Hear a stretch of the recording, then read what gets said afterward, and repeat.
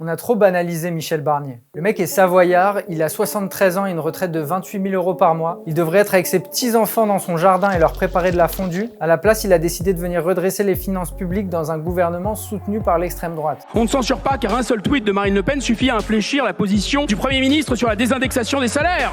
L'austérité pour lui, c'est pas un métier, c'est une passion. Un budget dette, un budget difficile, dette 49.3. Bref, ce jeudi, Barnier a présenté le fameux budget 2025. Donc à quoi il faut s'attendre? Est-ce qu'il va vraiment faire payer les riches comme l'annoncent les médias? Et surtout, on fait quoi face à lui? Voilà de quoi on va parler aujourd'hui.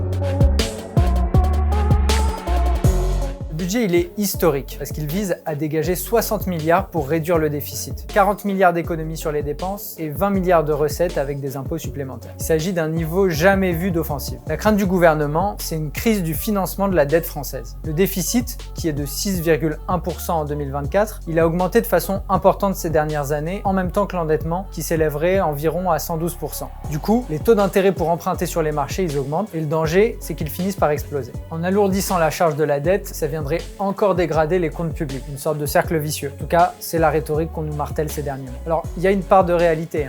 La France a été placée en procédure pour déficit excessif par la Commission européenne depuis le début de l'année, et donc elle doit montrer qu'elle réduit ses dépenses et sa dette sous pression de l'Union européenne et des marchés financiers.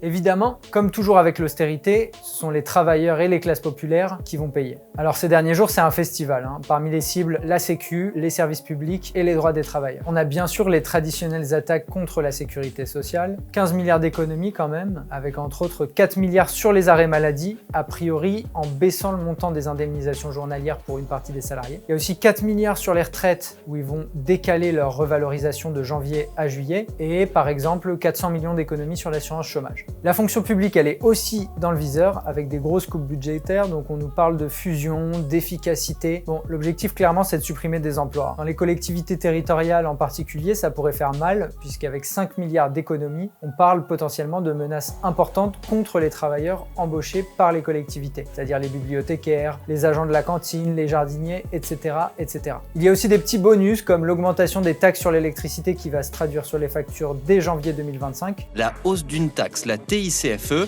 dont le montant pourrait être doublé dès février et passer de 21 € le mégawattheure à 42. J'aurai 69 € par an de plus à payer.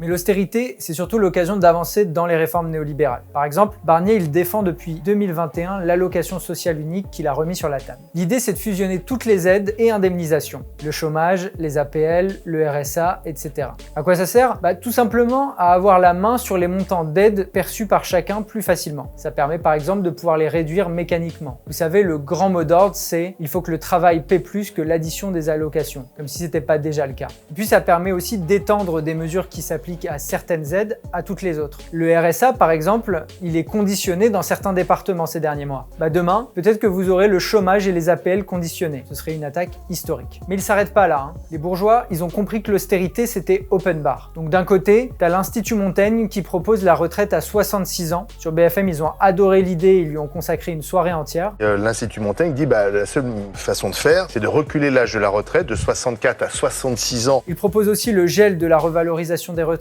pas pendant 6 mois mais pendant 4 ans, ou de réduire le temps passé à l'hôpital après un accouchement. T'as aussi les macronistes qui, eux, veulent supprimer un jour férié, supprimer les 35 heures, créer un deuxième jour de carence pour les fonctionnaires. Bref, chacun y va de sa petite idée et c'est pas terminé, parce que là, on parle du budget de 2025. Mais la réduction du déficit et de la dette, elle est prévue minimum jusqu'à 2031. C'est ce que souligne par exemple le plan d'économie qui doit être envoyé fin octobre à la Commission européenne. Donc préparez-vous pour les prochaines années, ça va secouer.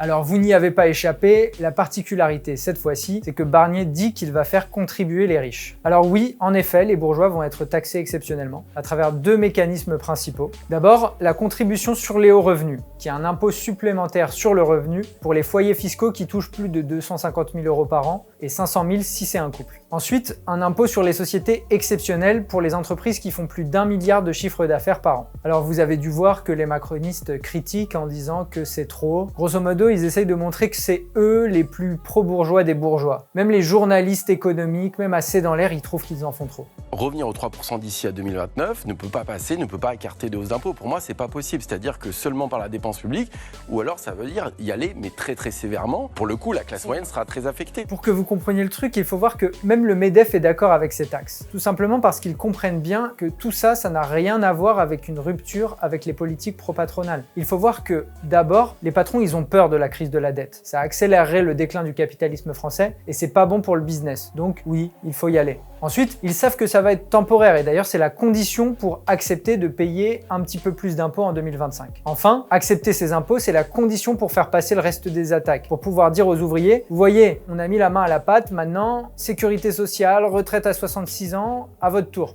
Dire on va matraquer les chômeurs, mais par contre, on va pas toucher aux riches qui sont la croissance et l'emploi, je pense qu'elle va pas être très simple à faire passer comme message. Pour eux, il faut que les choses changent un peu pour que rien ne change. Parce que derrière, on ne remet pas en cause le système d'aide au patronat, par exemple. C'est environ 170 milliards par an. Et en réalité, c'est l'explication derrière une bonne partie de la dette accumulée. Les réductions d'impôts de Macron depuis 2017, elles ont largement profité aux riches. Que ce soit avec la baisse sur les impôts de production, la baisse de la CVAE, la suppression de l'ISF. Au total, c'est 63 milliards d'euros de manque à gagner en 2023. Les aides aux entreprises, qui intègre des exonérations de cotisations sociales, c'est pareil. Le manque à gagner pour la Sécu en 2023, c'est autour de 20 milliards d'euros d'après la Cour des comptes. Donc accepter 15 à 20 milliards de taxes supplémentaires en 2025, ça vaut carrément le coup si ça permet de sauver tout ce système d'aide au patronat. Surtout si ça permet derrière de faire accepter des réformes anti-ouvrières aux classes populaires. Alors pour la même raison, Barnier il a envoyé quelques gages aux directions syndicales.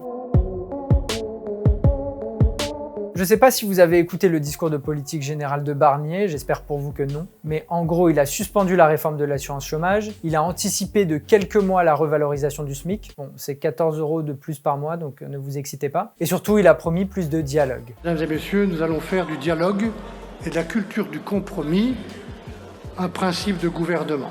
Le problème, c'est que les directions syndicales, elles l'ont pris au mot. Elles se sont félicitées du changement de méthode par rapport au macronisme. Et ça sent pas bon. On l'avait déjà dit dans la dernière vidéo, mais le plan de Barnier, c'est d'embarquer les syndicats dans des négociations où il n'y a rien à gagner pour éviter qu'ils organisent des grèves et des manifestations. Donc, quand toute l'intersyndicale s'accorde ce lundi sur un communiqué qui dit en gros « on participera à toutes les négociations sans condition », ça craint. En réalité, les directions syndicales, elles devraient être vent debout contre l'austérité. Face aux menaces du gouvernement, aux attaques jusqu'à 2031, il faut être clair. C'est pas aux travailleurs, aux classes populaires et à la jeunesse de payer leurs dettes. On n'est pas responsable de décennies d'aide au patronat pour tenter de contenir le déclin du capitalisme français. Les responsables de la crise doivent payer, pas nous. D'autant que c'est eux qui bénéficient le plus du déficit. Rien qu'en 2023, le CAC 40 a versé 73 milliards de dividendes. L'année d'avant, c'était 70. Donc on doit refuser ce budget austéritaire et tous ceux à venir contre tous les partisans de l'austérité qui vont de Macron à l'extrême droite. Parce que pour ceux qui n'auraient pas remarqué, chaque année, Marine Le Pen, elle nous pond une tribune soit dans les Échos, soit dans l'Opinion pour expliquer à quel point il faut payer la dette. Le patronat, il explique qu'il peut faire des efforts, mais juste une année, sinon c'est la faillite. Sauf que le secret des affaires et les opérations financières occultes dans les paradis fiscaux, ça lui permet de camoufler la réalité de son activité. Imposons la transparence sur la comptabilité des entreprises. Ouvrons leurs livres de compte. On verra la réalité des profits et des subventions touchées par le grand patronat qui se gave depuis des décennies d'argent public sur notre dos. S'ils veulent nous faire payer la crise ou la décharger sur les travailleurs à coup de licenciement, comme c'est le cas actuellement dans de nombreuses boîtes, c'est une catastrophe jamais vue depuis plus de 40 ans.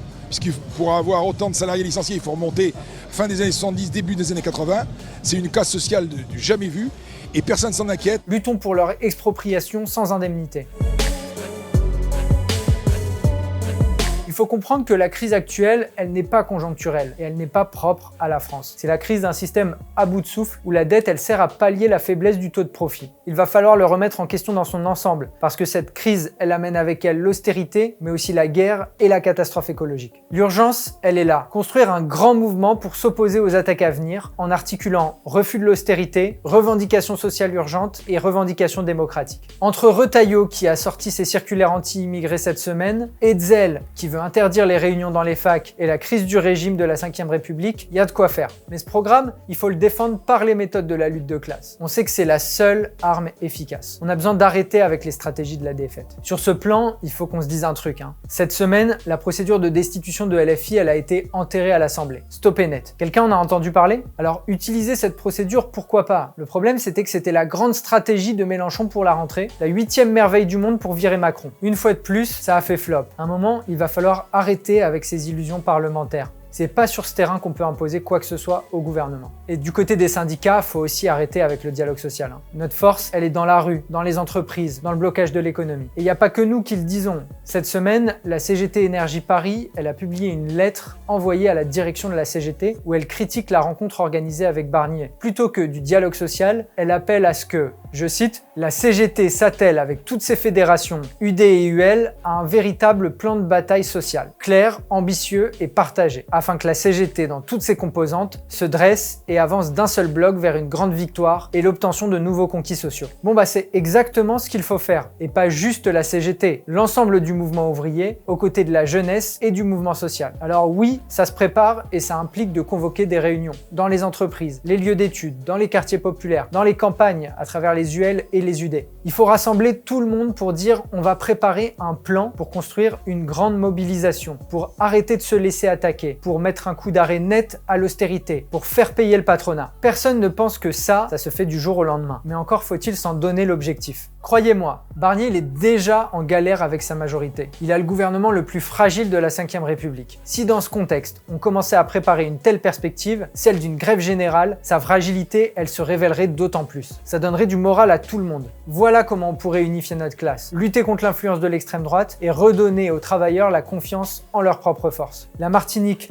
où il y a des mobilisations importantes contre la vie chère ces dernières semaines, il montre la voie en ce sens. S'organiser dans nos lieux de travail, nos lieux d'études et nos quartiers, autour d'un projet politique qui vise pas à améliorer un petit peu un système profondément en crise qui nous mène à la catastrophe, mais qui vise à le renverser, c'est ça qu'on fait avec Révolution Permanente. Donc si ça vous intéresse, venez en discuter dans nos assemblées ouvertes partout en France, et si vous voulez en savoir plus, contactez-nous sur notre site.